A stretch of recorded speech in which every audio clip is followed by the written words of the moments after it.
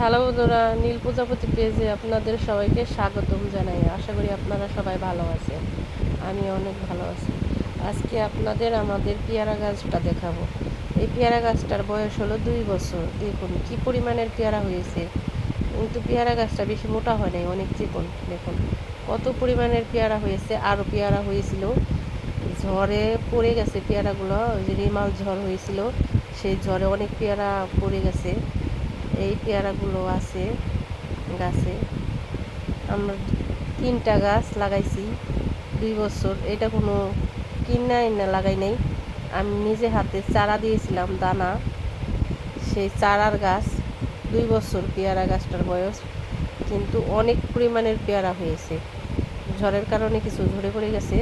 আর দেখুন এখনও গাছে কত পেয়ারা। 2টা গাছে, একটা গাছে ওই লগিয়া এমনি অল্প অল্প হয়েছে, মানে আলাদা আলাদা। আর একটা গাছে ওই লোকে প্রচুর পরিমাণের হয়েছে, 4টা 5টা করে। আর এই দেখুন আমার একটা পেঁপে গাছ। এই পেঁপে গাছটায় অনেক দিন পরে পেঁপে হয়েছে। দেখুন এই পেঁপে গাছটার পেঁপেগুলো নিচেরগুলো ঝরে পড়ে গেছে, প্রচুর পরিমাণের ঝড় হয়েছিল। আর একটা মরিচ গাছ, এই মরিচ গাছটার 4 সিজন মরিচ খাইয়েছি আমি। আর পরের সিজনে আবার 5 নাম্বার সিজনে আবার মরিচ হয়েছে। দেখুন কী পরিমাণের মরিচ হয়েছে।